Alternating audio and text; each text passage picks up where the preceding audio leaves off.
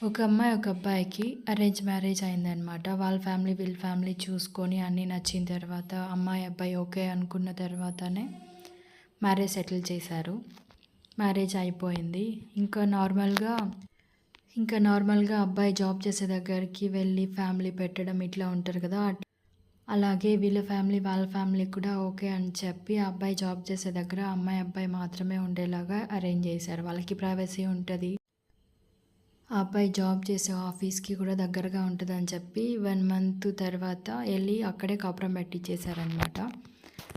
వీళ్ళింకా అక్కడే చాలా హ్యాపీగా ఉన్నారని చెప్పి వీళ్ళు అనుకోనున్నారు ఫ్యామిలీ అంతా. వాళ్ళిక్కడికి ఏదైనా ఫెస్టివల్స్‌కొచ్చినప్పుడు అంతా కూడా చాలా హ్యాపీగా నవ్వుతూ, మాట్లాడుతూ చాలా బాగున్నారు. సడెన్‌గా ఏమైందో తెలీదు. ఆ అమ్మాయి సూసైడ్ చేసుకొని చనిపోయింది.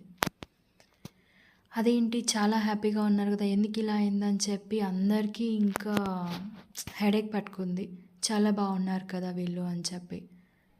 తర్వాత అబ్బాయి మీద అమ్మాయి తరపున వాళ్ళందరూ పోలీస్ కంప్లెయింట్ ఇచ్చేశారు. వాడి వల్లే మా అమ్మాయి ఇట్లా చేసుకుంది, వాడేదో చేశాడని చెప్పి.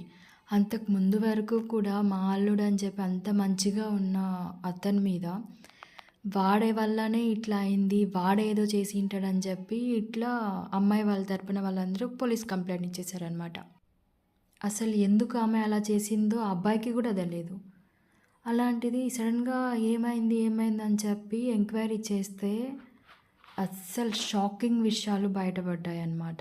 ఏంటంటే అన్నని అందరూ ప్రెషర్ పెట్టి నీ వల్లే అని చెప్తుంటే ఆ అన్న బయటపెట్టిన విషయాలేంటంటే మ్యారేజ్ అయ్యి 1 ఇయర్ అవుతుంది. ఇంతవరకు ఆమెను నేను ముట్టుకోను కూడా లేదు. ఎందుకు ఇట్లా అయిందో కూడా నాకు తెలీదు. నేను డైలీ తనని బయటకు తీసుకెళ్ళాలని ట్రై చేస్తే రాదు. మల్లెపూలు తెచ్చిస్తే పెట్టుకోదు, పక్కన పడేస్తది. ఇట్లా యాక్టివిటీస్ అన్నీ ఉన్నాయి. రీజన్ అడిగితే నాకు కొంచెం టైం కావాలని చెప్పింది. అప్పటినుంచి కామ్‌గా తనని డిస్టర్బ్ చేయకూడదనే ఉద్దేశంతో ఉన్నాను అని చెప్పాడు. ఏమైంది ఆమెకి, ఎందుకు అని చెప్పి ఆరా తీస్తే వాళ్ళ ఫ్రెండ్స్ నుంచి తెలిసిన నిజం ఏంటంటే ఎటువంటి లవ్ అఫైర్స్ లేవు. కానీ వాళ్ళ ఫ్రెండ్ ఎవరో ఒక అమ్మాయి బెస్ట్ ఫ్రెండ్ అంట తనకి. ఆమె చెప్పిందంట, నీ హస్బెండ్ అసలు ఏం బాగుండడు, బ్లాక్‌గా ఉంటాడు. ఎందుకు ఇట్లా టేస్ట్ లేకుండా పెళ్లి చేసుకున్నావు, అస్సలు బాలేదు. అతనితో ఎట్లా ఉంటావు, ఇట్లా కాల్ చేసినప్పుడంతా ఇట్లా చెప్తూనే ఉండేది. ఆ అమ్మాయికి ముందే కొంచెం ఫీలింగ్ ఉండేదనమాట.